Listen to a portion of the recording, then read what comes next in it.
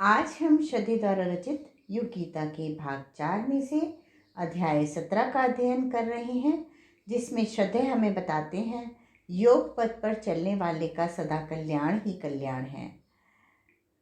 योग से च्युत होने का भय। श्रद्धे इसमें बताते हैं अर्जुन विद्वान है, भावनाशील है। बचपन से ही उसे सत्पुरुषों की संगति मिली है, पर उसने बड़ा दुख झेला है।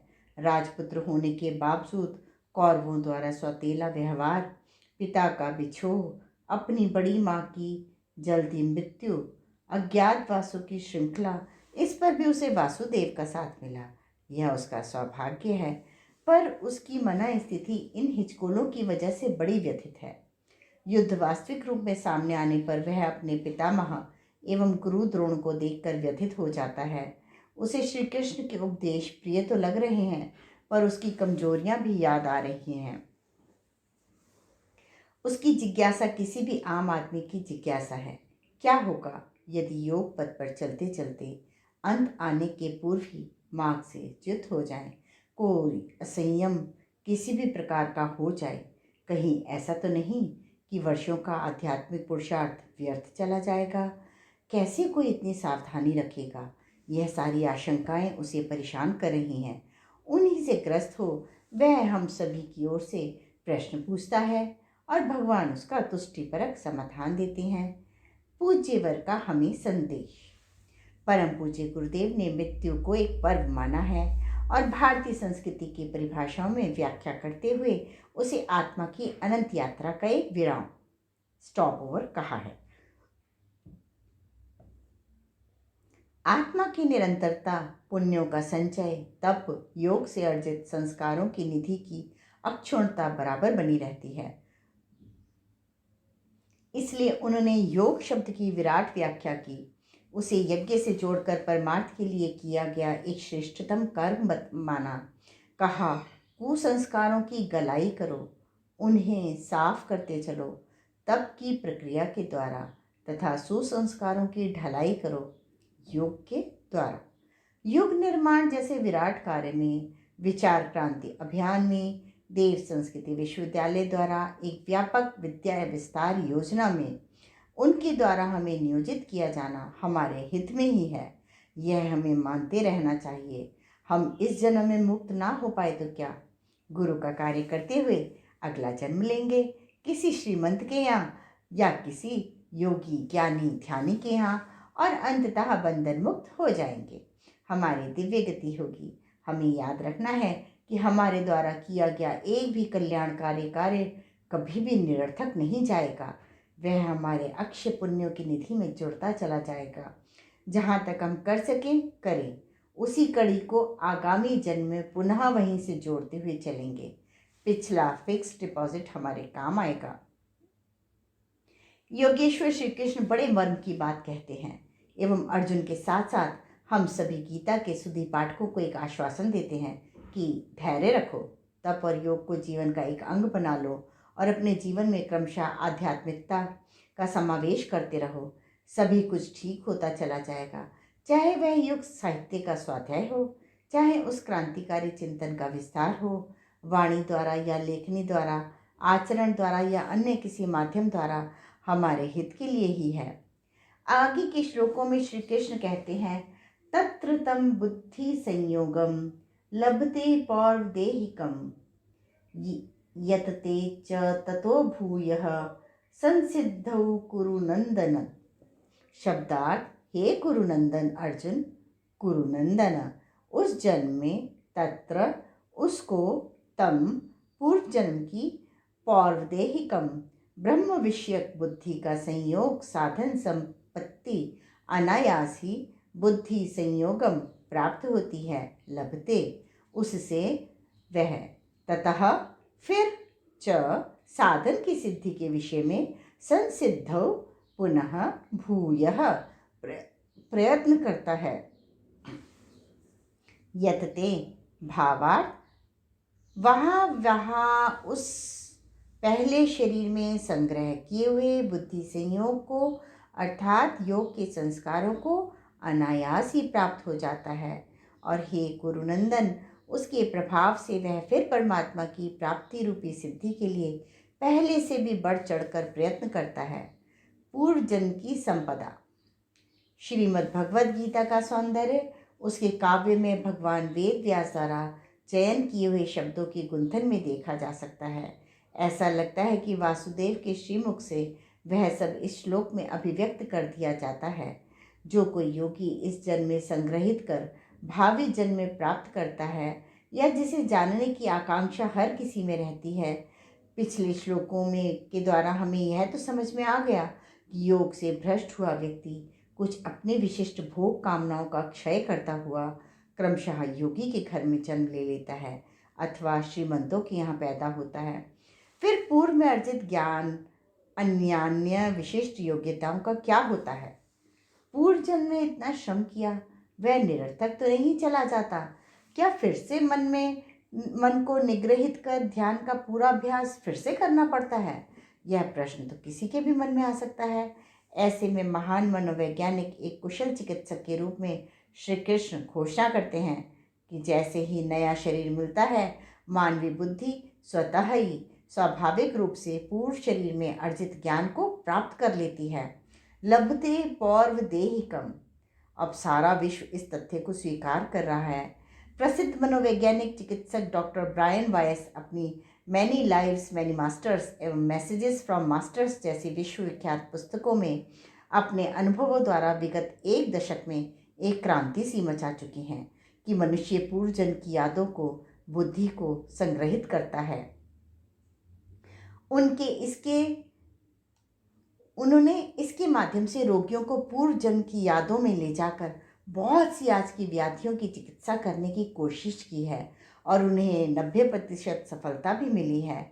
इस देह के छोड़ने के बाद वासनाओं से प्रेरित मन बुद्धि नए नए अनुभवों का संग्रह करके एक नए शरीर में प्रविष्ट होती है। वहाँ उसे वे सारी स्मृतियाँ पुनः याद हो जाती हैं। योग पथ पर चलते रहें, भावी जन्म में सफलता सुनिश्चित है।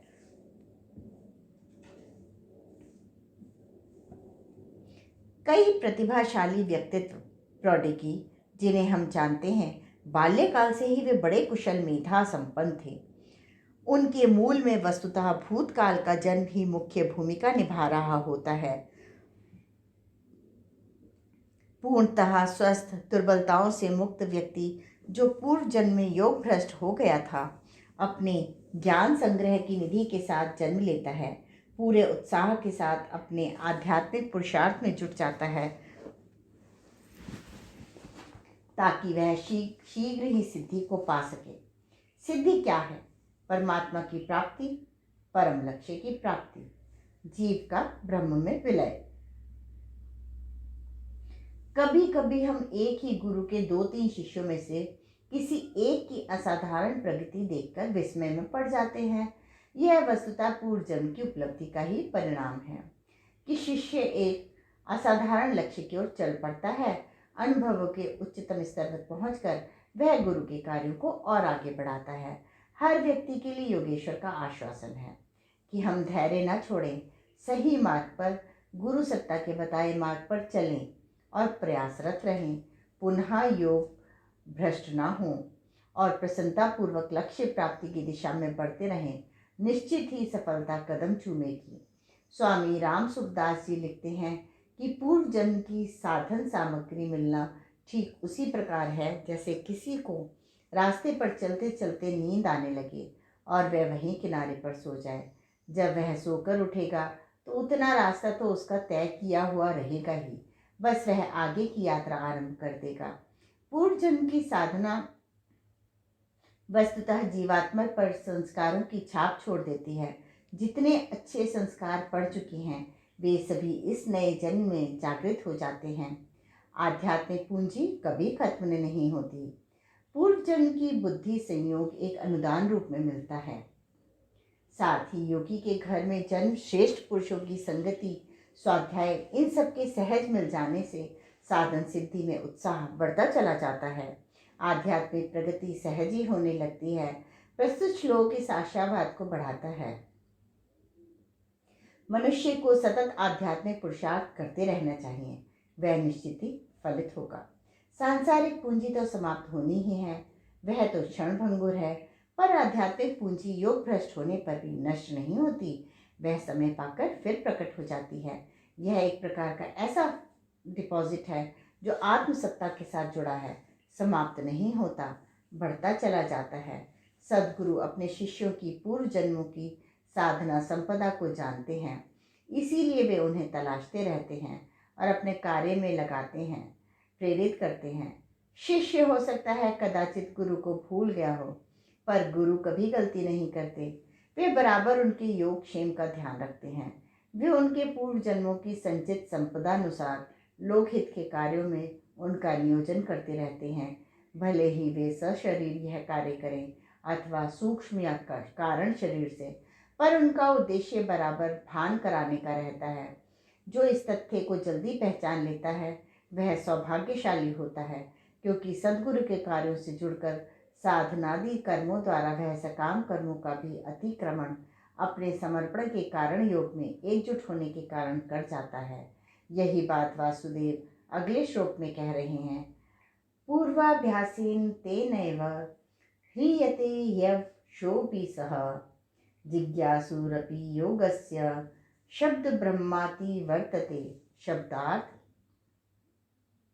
वह योगी सह उस तेन पूर्व जन्म के अभ्यास से प्राप्त प्रारब्ध के वश में होने के बावजूद एव पूर्वाभ्यासेन अपि विवश होकर अवशः परमात्मा की तरफ आकर्षित हो जाता है, विषय भोग को छोड़कर ब्रह्मनिष्ठ हो जाता है।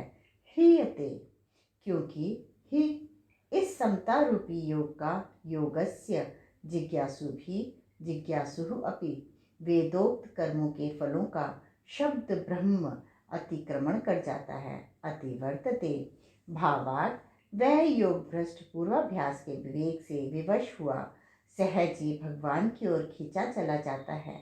और योग का जिज्ञासु ऐसा व्यक्ति वैदिक कर्म कांडों का सकाम कर्मों के फलों का उल्लंघन कर जाता है, अर्थात उनसे श्रेष्ठ माना जाता है।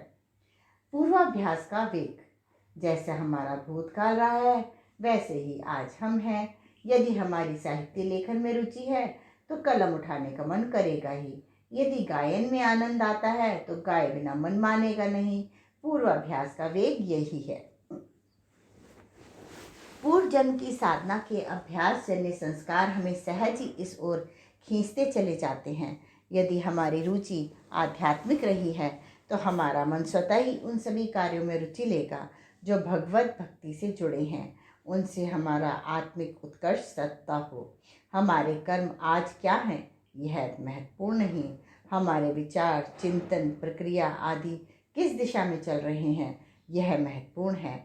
हमारे विचार ही हमारे कर्मों के पीछे होते हैं, और यदि वे अच्छे हैं, विधेयात्मक हैं, हमें सदा भगवत चर्चा की ओर मोड़ देते हैं, तो इसका अर्थ यह हुआ कि हमारा पूर्वाभ्यास हमें विवश कर रहा है। कभी कभी हम इस जन्म में देखते हैं कि अच्छे लोग कष्ट भोग रहे हैं और बुरे जीवन में सुखी हैं, तो हमें एकदम इस निष्कर्ष पर नहीं पहुंच जाना चाहिए कि जो कष्ट झेल रहे हैं उनने बुरे कर्म किए हैं। बहिरंग के कर्म स्थूल कर्म हैं, हमारे विचार सूक्ष्म कर्म। महत्व इन सूक्ष्म कर्मों का है, इसीलिए ध्यान योगी कष्ट भोगते हुए भी कभी कभी तप कर लेता है और आत्मिक सुख प्राप्त कर योग की ओर कदम बढ़ा लेता है। सहज ही मुड़ जाते हैं परमात्मा की ओर। यहाँ योगेश्वर ने एक शब्द का प्रयोग किया है, अवशो अपि, अर्थात परवश होने पर भी, इंद्रियां, मन आदि भोगों में आसक्त होने पर भी पूर्व के अभ्यास के कारण ध्यान योगी सहज ही परमात्मा की ओर खींचता चला जाता है। जितना ध्यान योग संपादित होगा, जितना मन परमात्मा में नियोजित किया जाएगा, संस्कार एकत्र होते चले जाएंगे। यही श्रेष्ठ संस्कार भोगों से आवेश में आए हुए योग भ्रष्ट को खींचकर परमात्मा की ओर मोड़ देते हैं। योग का जिज्ञासु कर्मकांडी से श्रेष्ठ। आगे भगवान जब कहते हैं कि समबुद्धि रूपी योग का जिज्ञासु वैदिक सकाम कर्मों के फल का भी उल्लंघन कर जाता है, तो उनका आशय है यांत्रिक रूप से मंत्रोच्चारण करने वाले, मात्र लिप सर्विस, अंधविश्वास पूर्वक वैदिक कर्मकांड या अनुष्ठानों का संपादन करने वाले से वह व्यक्ति श्रेष्ठ है जो ध्यान योग के राजमार्ग पर चल रहा है। इसीलिए वे कहते हैं जिज्ञासुरपि योगस्य, योग का जिज्ञासु भी सकाम कर्म करने वाले तथा कथित कर्मकांडी अनुष्ठानों का संपादन करने वालों से श्रेष्ठ है। शब्द ब्रह्माति वर्तते, जिसका मन सूक्ष्मतम स्तर पर भगवान सत्ता के गुह्य भावों को स्वीकार करने तक की स्थिति तक परिपक्व हो गया, जिसने उस तृप्ति, तुष्टि, शांति का रसास्वादन कर लिया जो परमात्मा के साक्षात अनुभव में है, तथा जो सत्य चित्त आनंद के संपर्क में आ चुका, उसे क्षणिक विषय सुख अब कैसे प्रभावित करेंगे। अब वह मार्ग से कभी डगमगा नहीं सकता। अब वह और योग भ्रष्ट नहीं हो सकता। थोड़ा सा भी योग का अनुष्ठान कल्याणकारी है। यहाँ कर्म कांडों की आलोचना नहीं की जा रही। भगवान कह रहे हैं कि कर्म कांड तो मात्र मन की शुद्धि के लिए, उपरत होने एवं एकाग्रता की ओर ले जाने के लिए है। ध्यान तो उससे भी ऊपर की बात है, और उसकी जिज्ञासा यदि बनी रहे तो वह योग के सर्वोच्च पद पर हमें स्थापित कर देती है। भगवान कितने उदार, विराट हृदय वाले हैं, यह बात इस श्लोक से पता चलती है। जो यहाँ के भोगों की संग्रह की रुचि सर्वथा मिटा नहीं पाया और पूरी स्फूर्ति के साथ भोग में भी स्वयं को नियोजित नहीं कर पाया, उसकी भी उन्होंने इतनी महत्ता बताई है। ऐसा संकेत भगवान पहले भी दूसरे अध्याय के श्लोक में कर चुके हैं कि समत्व रूपी योग का आरंभ भी कभी नष्ट नहीं होता। एक बार बीज डल गया तो फलीभूत अवश्य होता है। थोड़ा सा भी योग का अनुष्ठान जन्म मृत्यु रूपी महान भय से रक्षा कर कल्याण कर देता है। नेहाभिक्रम नाशो अस्ति प्रत्यवायो न विद्यते स्वल्पमप्यस्य धर्मस्य त्रायते महतो भयात्। कितना सुनिश्चित आश्वासन प्रभु का है। जो एक बार योग में प्रवृत्त हो गया उसका कल्याण ही कल्याण है, कभी भी उसका पतन नहीं होने वाला।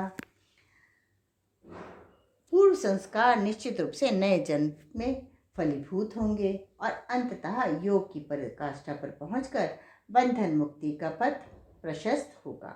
प्रयास करते रहना, योग पथ पर चलते रहना, ध्यान योग का आश्रय ना छोड़ना मनुष्य का कर्तव्य है। आज के स्वाध्याय का क्रम यहीं समाप्त होता है। अगले क्रम में श्रद्धेय हमें बताएंगे तस्मात् योगी भवार्जुना। धन्यवाद।